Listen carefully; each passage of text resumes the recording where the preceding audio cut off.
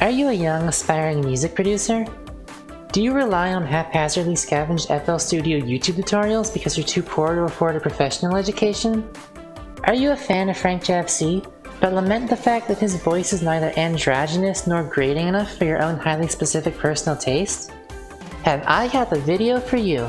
In future videos, I will be focusing primarily on how to create background tracks designed to accompany specific locations and moments for use in things like video games. But for now, I will be focusing on the process of creating a song in general from start to finish, and the genre I'm aiming for is going to be roughly some sort of cross between Slime Girls and the Snipperclips OST. Now, there are two reasons for this. The first one is that they are the best.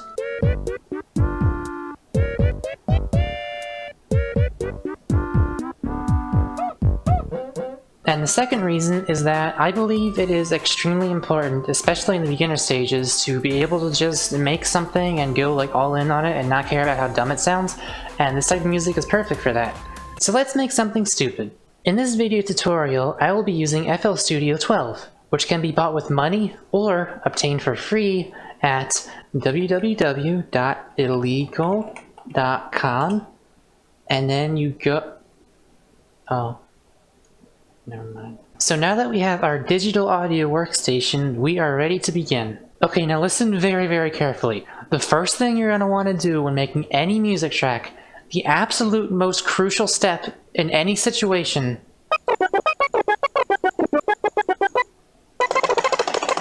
steel drum.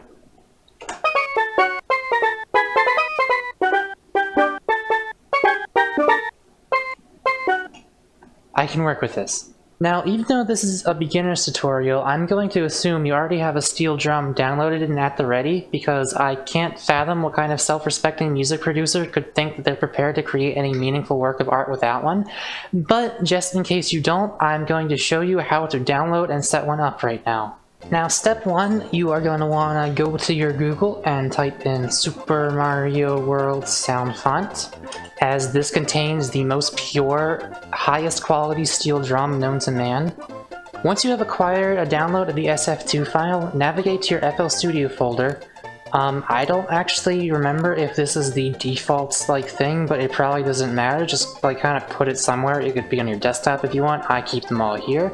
Now, I highly recommend using the 32-bit version of FL Studio for this, because, I mean, you can use the 64-bit version with Fruity Sound Font Player, but it's a whole process. I would not recommend it.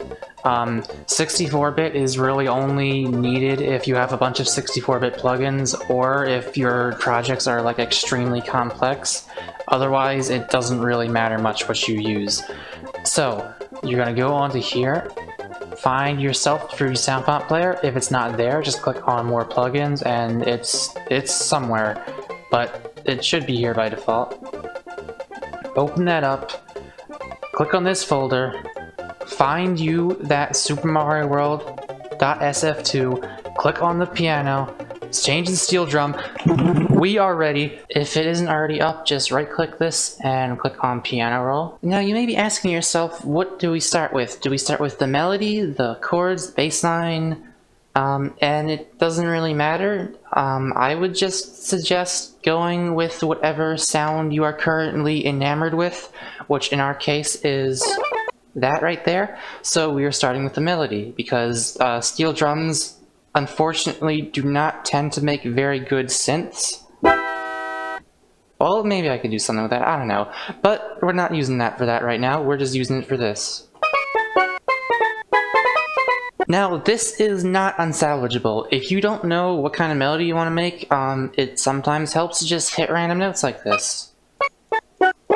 And you kind of can get something that almost sounds like something, if I get rid of that, that almost sounds like something. If I move that there so it doesn't sound terrible, then that's that's the thing right there. It goes like dun dun dun dun. But that should be the start of the measure though, so I'm gonna move this over here, and I'm gonna hold down Control click, hold down Control Shift click to get more, and drag everything over here. So then it goes like that. Another thing I'm gonna do is I'm gonna Control A and drag everything down a little bit because, like, up here it's like, but like down here I feel like that sounds a little bit better because, like, I think this is about the range that the steel drum was meant to be in, not like, definitely not that. So I want to stay as far away from that as possible. So I'm just gonna hang out down here. Control D to deselect everything. Now I'm actually gonna mess around on my MIDI keyboard for a little bit, so I'm gonna show you what that looks like right now. Alright, now this, you do not need this. This is an Arturia Keylab 88. This thing costs $600, which is extremely expensive for me, but I got it as a special thing because I like playing piano, and this thing is basically just a full-length piano, except it also has MIDI support and all these nice little like knobs and little things, and it's like those are nice. The Akai MPK88 is pretty much the exact same thing as this. I just got this one because it was a little bit cheaper and I like how it looks a little bit better. But if you want one, you can just search MIDI controllers and figure out what features you need, because like you probably do not need it to be full length like this. This is just like, this is my thing right here. I like this. But it is definitely not necessary, and maybe you don't care so much about all these things, so you know, things can get a lot cheaper depending on what kinds of features you need. Just whatever you do, if you do buy one, make sure that it has weighted keys, which allows notes to be louder or quieter depending on how hard you hit the keys. That is like extremely important because it lets you add like a little nice human touch to things that you're playing when you're like. Stain pedal is also nice, sold separately because it lets you do stuff like this.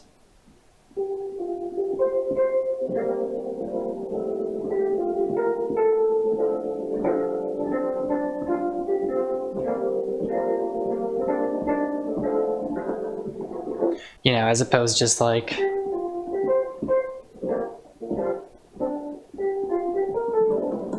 But as I said, you don't need a MIDI controller at all. I've made plenty of full songs before I had this thing by just using my computer mouse and keyboard, like the song you're listening to right now. This is very helpful for me, but it is definitely not a necessity.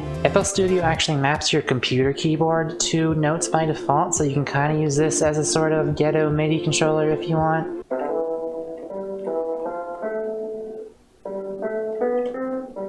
But if you don't have a fancy keyboard like this, don't let that stop you from making anything, because I had a lot of situations where like I was procrastinating because I was like, I need to write the bass line for this song, but like what's the point when I don't have a thing, so I can be like, that's not what most of my bass lines tend to sound like. But then like once I started clicking around and placing notes, I was able to get things done and get results. Something else I want to touch on very briefly is music theory, and I just want to quickly say you do not need it at all. It helps you like know what you're doing, but you can still do things without knowing what they are. As a very basic example, you do not need to know anything about music theory to know that these three notes do not sound good together. Now, maybe you don't know why they don't sound good together, but you know that they don't, and that is enough. Like, you don't have to understand why things work as long as you're able to do them. Think of it like using a computer. You don't have to know like how every circuit inside your motherboard works in order to like still be able to get things done with it. There are certainly situations where it will make your life a lot easier, but it is definitely not necessary. It can be pretty helpful for writing things like chord progressions, but even for those, there are some pretty simple tricks that can get you through it without a whole lot of knowledge, which we will get to later. Okay, so now I begin the arduous process of hitting random notes on my keyboard until I get things that sound good. And again, if you don't have a keyboard, you can use your computer keyboard, even though it's like a little awkward, or just like click things, which is what I did for a long time until I had this thing. But right now I'm just gonna like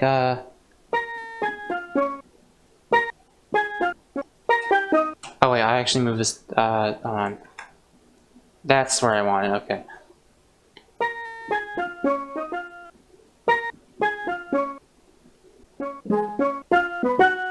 I want to sing like that somewhere in there where it goes like, because I'm pretty sure that's not in the key. I mean, I could be wrong because I don't know anything about music theory. But like, I don't think that note is like supposed to be there, but that like kind of makes it sound a little bit better when it like comes out of nowhere like that, because it's like that. I like how that sounds, so I'm gonna try to work towards that. I'm gonna put that right around here. Dun dun dun dun dun dun. Okay, but I gotta like tap with my fingers to like, because I have the melody in my head a little bit, but I gotta like figure out where exactly it's supposed to go. So like, if you could hear me tapping my fingers along to the thing, it goes to something like dun dun dun dun dun dun dun dun dun dun dun dun dun dun, and like this note hits like a little bit before the third beat there. And I think this one hits like right around there. I'm not sure though. It's hard to tell, especially with this right here. I'm just gonna get rid of all that right there, because I kind of have an idea of where I'm going, just by like imagining things in my head and like still hitting around on random notes on the keyboard.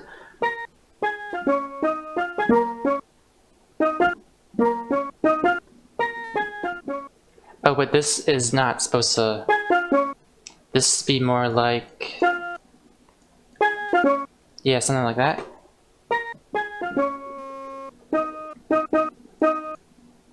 Dun, dun, dun.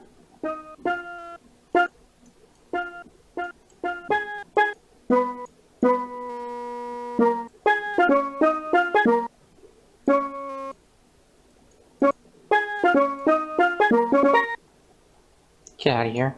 I just realized that the tempo of this is completely wrong, because hold on, I need to Control A and hold down Alt and drag this over here, because this note right here, I'm imagining it right here, because I'm going like dun dun dun dun dun dun dun dun, like it hits on the third beat right here. So I need to Alt and then click and drag it so that, oh god, yeah, so I might have to rewrite a couple of things here, like, oh god, and now this is like, hold on, let me undo that real quick.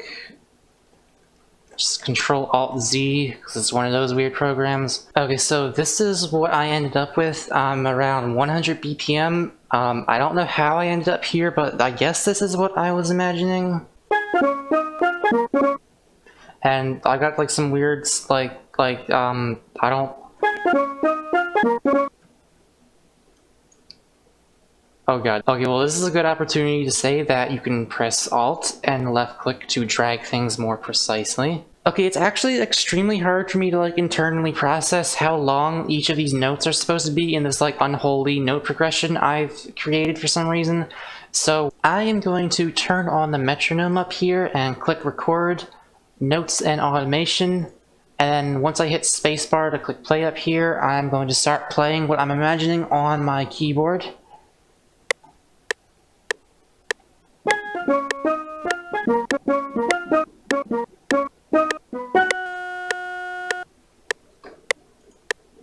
So yeah, something like that. Let me turn that back off.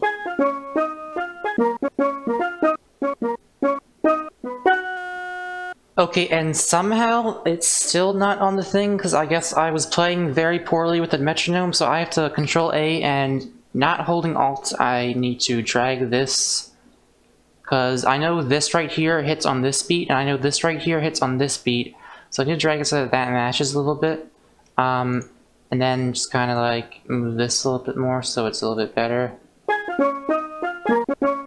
Oh god, no, this needs to be right there. Okay, so then this also hits on this beat right here, which means this hits further back here. Okay, so I think I have managed to salvage this. This is more or less what I was imagining in my head. I don't know like why I imagined this, and I don't know why there's like weird I don't even know what to call this, but like this happens a lot where it's like the note doesn't start on the beat, but I don't know if it's like a 3/4 note thrown in there or whatever. Again, I don't know much about music theory, but I think this sounds like a melody. I don't know if it's a good one, but that doesn't matter too much right now because we can come back and make it better later if it doesn't fit with the rest of the song. Wait, I'm an idiot. Okay. The reason I was imagining it like that was because I had some swing in my mind. This thing right up here. So I moved everything to like a normal, reasonable location. And that's what it sounds like with no swing, but if I move this up a little bit,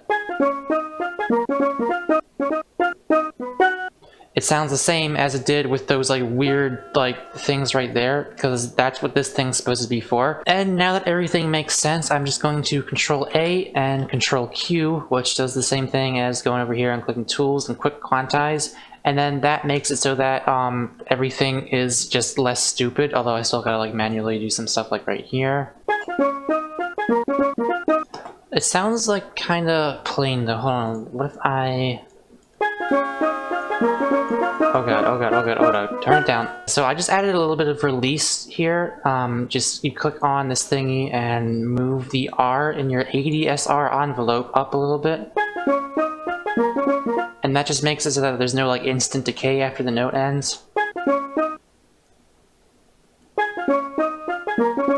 You can hear the difference if I move it up here. Yes, stop, stop, stop, stop, stop, stop. I can't make it stop. It's just gotta fade out on its own, okay. But right around here I think is good for this. I might get rid of that depending on like how the rest of the song sounds, but I think on its own at least that makes it sound a little bit better. So there we go. Tune in next time where we'll start to add more instruments underneath of this one. Hey, so no, don't close the video yet. Just hold on. Just give me a minute, okay? This is my first video. It's probably sitting under 1,000 views right now. I mean, statistically speaking, that doesn't make any sense, but I mean, it's probably gonna be under 1,000 for quite a while. And if you're watching this and it somehow has like 50,000 or something like that, then you can feel free to just ignore this. But for those of you getting in here early, I need you to smash the like, subscribe. Oh god, I don't like doing this. Okay, I'm not gonna be doing this a whole lot in future videos, but just this once. Even if you're not the type of person who tends to subscribe and like videos, like you think liking doesn't really matter and like why bother subscribing when the algorithm will just decide when to show you stuff on your homepage anyway. I mean, I'm kind of like that, so I don't blame you. But just this once, because I am very small, I need the help, so that would be greatly appreciated. And like if you know anyone that you think might benefit from these videos, feel free to share them. One other thing. Now, as we all know, viewer engagement is extremely important in channel growth, so in order to facilitate that, I want all of you, and I mean every single one of you, to go down into the comments and tell me your favorite species of fish in the Acantheridae family. Okay, I'm deadly serious here. Google it if you're not at the top of your oceanic taxonomy game. Personally, I am quite fond of, this one's pretty cool, I guess. Come on, let's get a whole fish debate going on. I believe in you all. You can make this happen.